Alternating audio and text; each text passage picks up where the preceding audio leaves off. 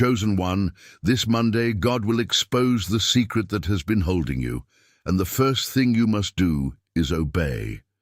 There is a hidden knot in your spirit, and it has not been cut by noise, haste, or pretending, but it can be revealed by the light that does not flatter you and does not abandon you. You have felt it in the pressure behind your thoughts, in the way your peace has been interrupted, in the way certain doors seem to stay closed, even when you have prayed with sincerity. Today, the Lord is not asking you to perform, He is asking you to listen. C.S. Lewis once showed in his own way that what we resist most often becomes the very place where grace begins its work. So stay still long enough to hear what is being uncovered, because the secret that binds you is not stronger than the voice that calls you out. You may have tried to name the problem as tiredness, distraction, or bad timing, but the deeper thing is often simpler and harder. It is the part of you that learned to survive by hiding, controlling, delaying, or explaining away what needed surrender. In the quiet of a room, with the window half open and the morning light touching the floor, the truth can feel almost physical, like dust rising when a curtain is moved. The body knows when something is being exposed, because the chest tightens before the mind catches up. Yet exposure in the hands of God is not humiliation, it is mercy with a sharp edge. What is hidden cannot heal, but what is brought into the light can finally breathe. There are seasons when the soul grows used to carrying a secret as if it were protection. You tell yourself that if no one sees the wound, no one can touch it, and if no one touches it, nothing can be demanded from you. But the same wall that keeps pain out also keeps freedom out, and the same locked room that preserves your image also traps your future.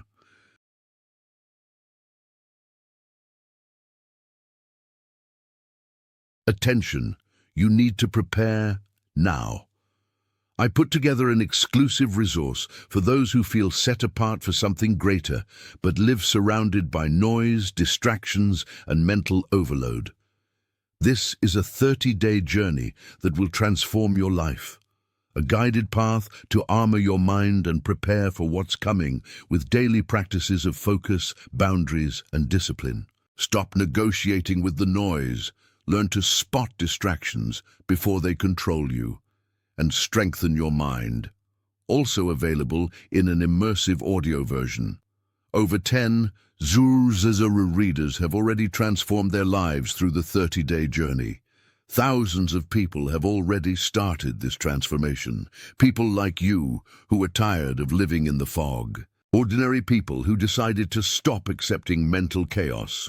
Take advantage of this limited time offer only this month. Access your link just below in the pinned comment. God does not uncover to shame you. He uncovers to save you. This is why obedience matters now, because obedience is the door that turns revelation into release. A single yes can do what 100 explanations cannot. And when the truth begins to rise, it does not come as condemnation first, but as a holy interruption. Maybe you have been waiting for a feeling to change before you move, but the Lord often asks for movement before the feeling follows. He may be showing you that the secret you have been carrying is not only around you, but also within the habits you keep repeating. The same path, the same excuse, the same delayed response, the same inward compromise, all of it can become a quiet prison. Picture a key resting on a wooden table beside a small lamp, unnoticed until your hand reaches for it in the dark. That is how grace works when it is finally received. It is not loud, but it is exact. It meets the lock you have been unable to open by force. When C.S. Lewis wrote about the human heart, he understood that we are often most deeply trapped by the very thing we think will keep us safe. We cling to lesser satisfactions, to old stories, to carefully managed versions of ourselves, and then wonder why peace feels far away. But God is not confused by your defenses, and He's not intimidated by your complexity.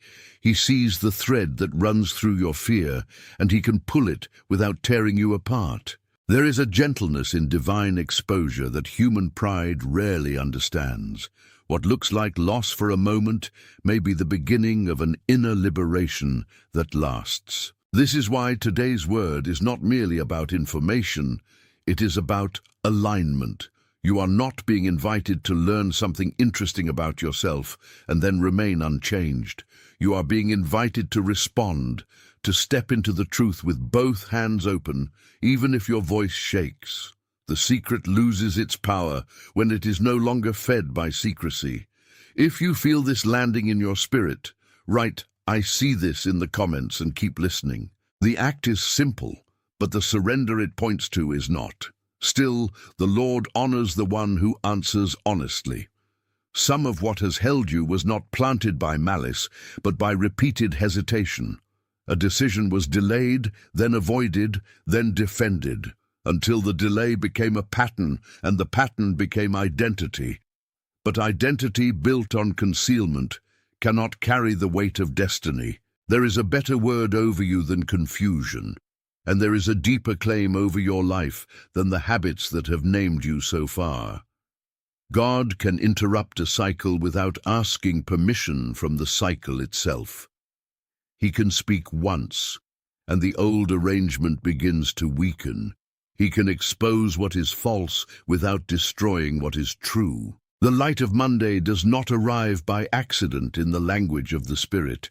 It arrives as a moment where what you have normalized can no longer remain unnamed. The door of mercy opens through truth, and the room that once felt too small becomes the place where freedom starts. You may notice a memory returning, a conviction sharpening, or a sentence you can no longer excuse. Do not rush past that holy discomfort.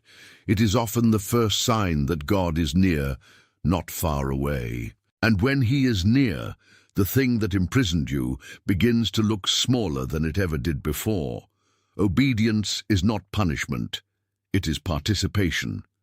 It is how you agree with what God has already seen and already addressed. There are things that only change after you stop negotiating with them. There are chains that break only when you stop feeding them with silence, secrecy, and delay. A man or woman of faith is not the one who never faces hidden things, but the one who lets the hidden things be touched by light. This is the mercy of heaven. It reveals the wound and also provides the balm. It names the bondage and also offers the way out. If you have been carrying shame, understand this clearly. Shame loves darkness because darkness allows it to pretend it is permanent. But God's light does not only expose, it also reorders. It returns things to their rightful place. It separates your true self from the burden you were never meant to keep. This is why the fear feels intense when exposure begins, because the old structure is losing its hold. Yet what is being lost is not your life. It is the lie that has framed your life.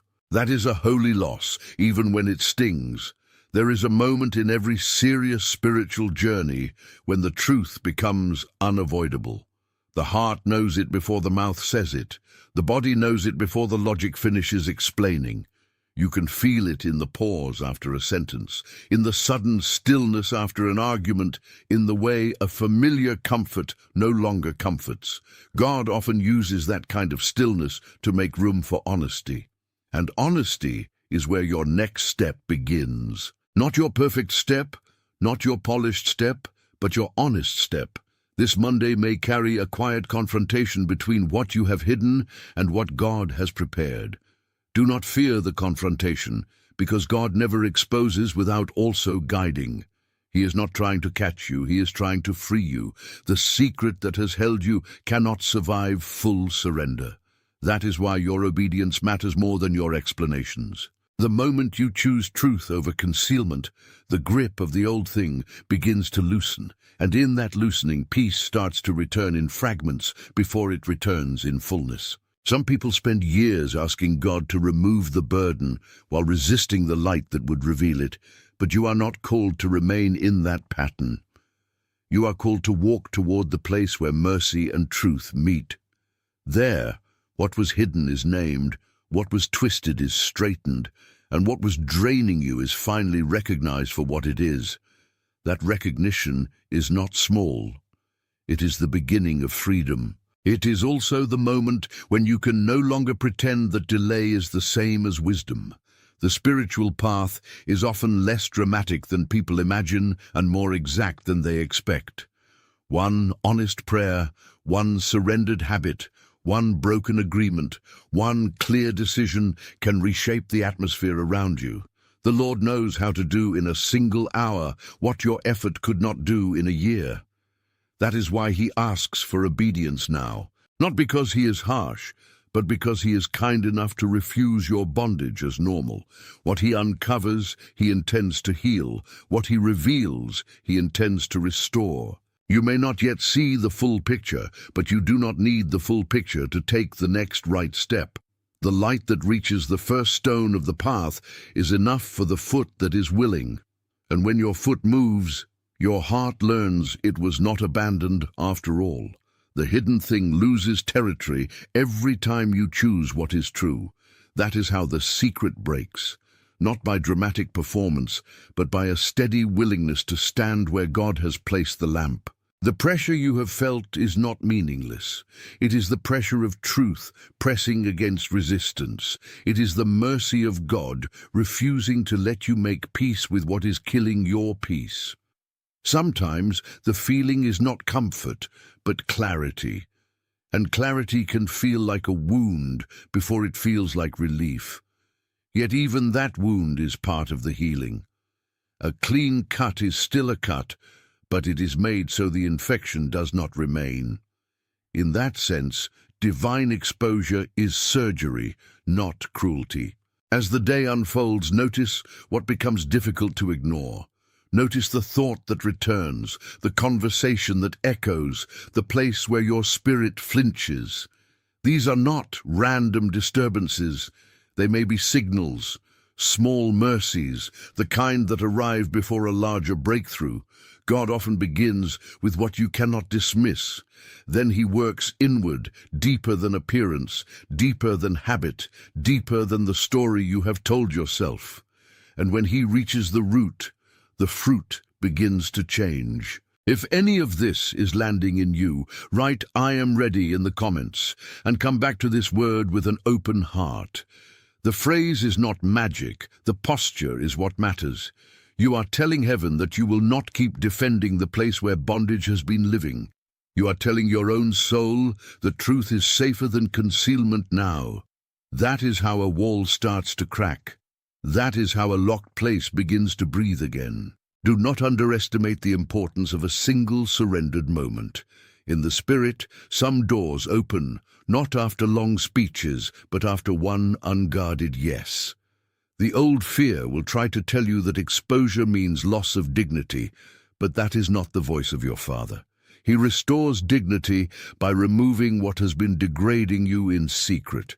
He does not shame the one who comes into the light. He welcomes that one home, and home is where your soul remembers what it was made for. You have been carrying more than you were designed to carry alone. That burden has bent your attention, narrowed your joy, and made tomorrow feel heavier than it should. But the Lord is not asking you to become stronger in the same old way. He is asking you to become truer. Truth will carry you where strain cannot. Truth will hold you where performance fails. Truth will expose the secret and, in the same breath, open the path beyond it. The heart often resists because it fears what it will look like after honesty. Yet the future formed by honesty is far better than the future maintained by concealment. One path multiplies exhaustion, the other multiplies freedom. One keeps you managing, the other lets you heal. This is the difference between surviving your days and being restored within them. God is leading you away from the exhausting theater of appearance and into the quiet integrity of light. There is a sacred tenderness in the way the Lord calls you now. He does not shout your failure. He names your captivity because he intends to end it. That is why the word expose need not frighten you. What is exposed by God is exposed for redemption, not for public ruin. The thing that has been hidden in the shadows becomes weak when seen through truth. The false power dissolves. The false identity loses its voice. The false comfort can no longer pretend to be peace. Write, "It is breaking" in the comments, and let that be your agreement with what God is doing. Say it with honesty, not with drama. Say it because you are tired of the old pattern and ready for a different breath. The change may not arrive all at once, but the turning has already begun. You do not need to force the outcome. You need only remain surrendered enough to keep receiving the light. Someone came to mind just now, and that may be part of the reason this word is so sharp. Share this with that person, because sometimes a sentence at the right time becomes a door in another life.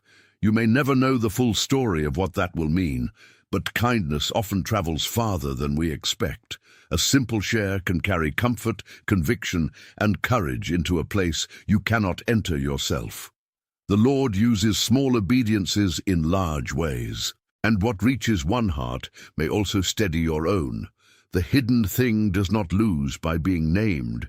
It loses by being recognized as the lie it always was. That recognition is a form of warfare, but it is peaceful warfare, rooted in trust rather than panic. You are not battling for victory as though victory were absent. You are standing in victory while the residue of the old battle falls away. That is why your posture matters. A bowed heart receives more than a clenched fist. A surrendered spirit hears more clearly than a suspicious one. In that surrender, the prison door begins to feel less solid. You are closer to release than your fear is willing to admit. The secret has spoken loudly for a long time, but its voice is shrinking. The word of God is not shrinking. The mercy of God is not shrinking. The purpose over your life is not shrinking. So when the old thing tries to persuade you that nothing will change, answer with the truth that change is already being invited. Let the invitation reach the hidden rooms. Let it reach the guarded thoughts. Let it reach the place where you have been most alone. There is a peace that comes after confession, and there is a peace that comes after obedience, and the second peace is often deeper. It is the peace of alignment, the peace of no longer fighting the truth you already know. Lewis understood that we are made for something larger than the little prison of self-protection. You were not made to be held by the thing you conceal. You were made to be held by the one who sees you fully and still calls you beloved. That is the miracle unfolding now, being seen without being destroyed. Write "I am his" in the comments if you are willing to let that be your declaration. Not because you have mastered everything, but because you refuse to belong to the hidden thing anymore. Identity becomes strong when it is spoken in agreement with heaven. The old label weakens when your mouth refuses to repeat it. The new confession does not erase your story, it redeems it. And redemption is often the quietest kind of power. May the Lord bless you with courage where you have felt guarded, with clarity where you have felt fog, and with peace where the secret has stolen your rest. May the light that reveals also become the light that heals. May your heart learn that exposure in God's hands is not a sentence, but a doorway. You are not being uncovered to be ruined. You are being uncovered to be restored. So stand in the brightness without flinching, and let the old bondage lose its claim. The God who reveals is the same God who rescues, and he is faithful to finish what he begins. It is sealed. Before this day closes, the Lord is still drawing you toward the place where truth and mercy meet, and nothing about that meeting is accidental. What has been hidden is not being dragged into the light to embarrass you, but to end the long agreement you made with fear. You have carried enough private weight, enough silent strain, enough inward negotiations that never gave you peace. Now the Spirit is pressing gently, but unmistakably, on the locked door. What seems like exposure is actually rescue wearing the face of honesty. The one who formed you is not confused by what he uncovers, and he is not delayed by what has delayed you. If the secret has spoken to you for years, Let this be the hour when a stronger word answers back. God is not chasing you with accusation. He's calling you out with love. That is why the shaking you feel does not mean destruction. It means a buried thing is losing its power to shape your future. And once that power breaks, you will look back and see that what held you was never as solid as it claimed. You do not need to fear the first step after revelation, because God never reveals only to leave you standing in ruin. He reveals so that you can move, and moving is where the chain begins to loosen. There is a holy precision in the way heaven deals with what is hidden, and that precision is part of the mercy you have asked for without always recognizing it. The Lord knows the difference between condemnation and conviction, and He knows how to speak to the wound without baptizing the wound in shame. What He is exposing now may have been fed by delay, protected by silence, or disguised by routine, but none of those things can outlast His light. The hidden place in you is not beyond His reach, and the pattern that has repeated is not beyond His interruption. He can touch one point and weaken the whole structure. He can name one lie and unravel the whole web. He can stand in the center of the thing you feared most and turn it into a doorway. So receive this moment with humility, because humility is where freedom starts to breathe. You may have spent too long thinking that strength meant holding everything together, but real strength is the willingness to let God hold what you could not keep safe.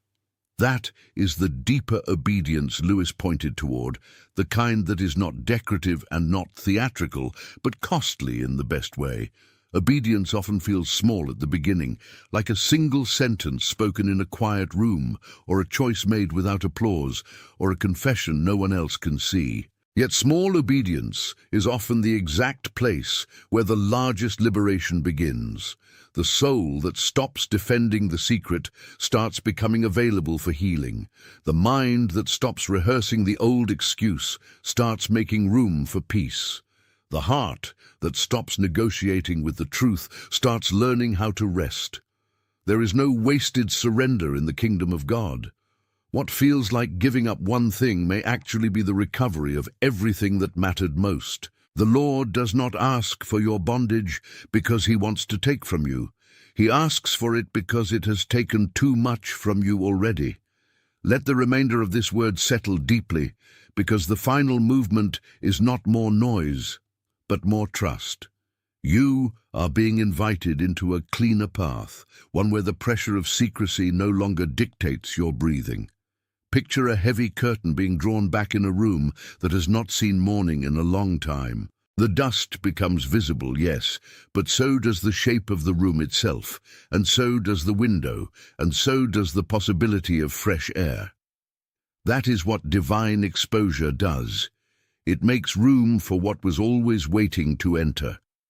Some part of you may still resist because the old darkness felt familiar, and familiarity can masquerade as safety. But you were not created to survive in dimness. You were created to live in light. The difference between the two is not merely emotional, it is spiritual, and it changes the whole architecture of your life. So do not turn away when the light reveals what has been shaping your choices. Stay there. Let it be seen. Let it be named. Let it be broken. Then let God teach your heart how to live, as if the prison never had the final word. It did not. It does not. And it will not. The peace that follows surrender is often quiet at first, almost tender in its arrival. It may come as a deep breath you did not realize you were holding, or as the simple ability to think without the usual pressure, or as a softness in the chest where tension used to live. Do not dismiss small peace, because small peace is often the first evidence that a large change has begun. What God uncovers, He also covers with grace once it is brought before Him honestly. He's not waiting to punish the exposed place. He's waiting to heal it. This is why your next response matters more than your old fear. If you keep one foot in concealment and one foot in truth, the struggle will continue to divide you. But if you step fully toward the light, something in you will align. And alignment is not a minor thing. Alignment is the soul remembering its true posture. Alignment is when the inner life stops arguing with heaven. Alignment is when your spirit says yes before your emotions have learned how to settle. There is also a wisdom in not rushing the process just because the revelation is painful. Pain can tempt you to hurry, to fix, to explain, to reduce the matter into something manageable. But what is holy in its exposure deserves reverence in its handling. The Lord is showing you more than a flaw. He is exposing a chain, and chains are not healed by pretending they are decoration. They are broken by truth, brought into the light, and handed over to the one who has authority over them. That is why your posture now should be simple and steady. Keep listening, keep praying, keep refusing the old agreement. Keep your heart open even if your feelings are slow to follow. Heaven is not confused by the pace of your process. It is only asking you not to step back into the dark because the light feels unfamiliar. Familiarity is not the same thing as freedom, and you were never called to confuse the two again. What is happening in you today may look small to other people, but heaven does not measure by appearance. The breaking of a secret is not always loud. Sometimes it is a sentence that can no longer be denied, a conviction that will not leave, a pattern that stops making sense, a quiet refusal to keep living divided. That is enough for God to work with, because He works with truth. He takes what is real and makes it fruitful. He takes what is surrendered and gives it weight in the unseen. He takes the honest cry of a tired heart and turns it into a beginning. So do not measure your breakthrough by spectacle. Measure it by surrender. Measure it by peace. Measure it by the moment when you no longer need the old mask to survive the day. That moment is nearer than you think. It is coming through the same light that has been unsettling you, and once it arrives, you will understand that the unsettling was part of the healing all along. The Lord was never trying to unsettle you without purpose. He was removing the false floor so that you could finally stand on what is true. If your heart has been trembling, do not mistake the trembling for weakness. Sometimes the soul trembles because it is being touched in a place where it has long remained guarded. Sometimes the body reacts before the mind catches up, and that is not a failure. That is evidence that something deeper is stirring. When God touches a locked room, the first response may be resistance, but the second response can become release. The thing that once felt untouchable begins to lose its authority. The fear that once sounded absolute begins to sound thin. The voice of shame begins to sound like a stranger. And when those voices weaken, the true voice of God becomes easier to hear. That voice does not crush you. It calls you by name. It does not trap you in what you hid. It leads you through what you hid. It does not pretend the wound was not real. It simply declares that the wound will not define the rest of your life. That declaration is already moving through your story now, whether you feel it fully or not. And as it moves, your spirit will learn to answer. So receive the mercy in this exposure, and do not resist the tenderness of it. The Lord is not exposing you to isolate you from Himself.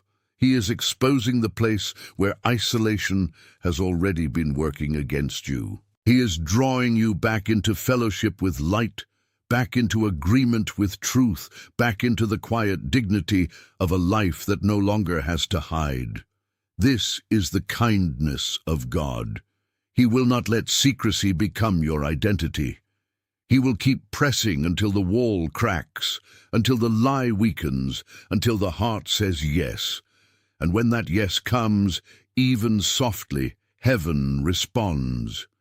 Chains that looked permanent begin to loosen. Patterns that felt inherited begin to lose their grip. Heavy thoughts that seemed normal begin to fall away. The Lord is faithful in that way, patient but not passive, gentle but not vague, loving but not permissive toward what binds you. He is leading you toward wholeness, and wholeness always asks for truth. Let truth be the place where you stand now. Let truth be the place where you breathe. Let truth be the place where your next season begins.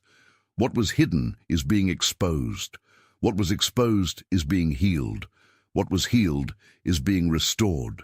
And what is restored will no longer need the old secret to survive. It will attention. You need to prepare now. I put together an exclusive resource for those who feel set apart for something greater, but live surrounded by noise, distractions, and mental overload. This is a 30-day journey that will transform your life. A guided path to armor your mind and prepare for what's coming with daily practices of focus, boundaries, and discipline. Stop negotiating with the noise. Learn to spot distractions before they control you, and strengthen your mind. Also available in an immersive audio version. Over 10 Zuru readers have already transformed their lives through the 30-day journey. Thousands of people have already started this transformation. People like you who are tired of living in the fog. Ordinary people who decided to stop accepting mental chaos. Take advantage of this limited time offer only this month. Access your link just below in the pinned comment.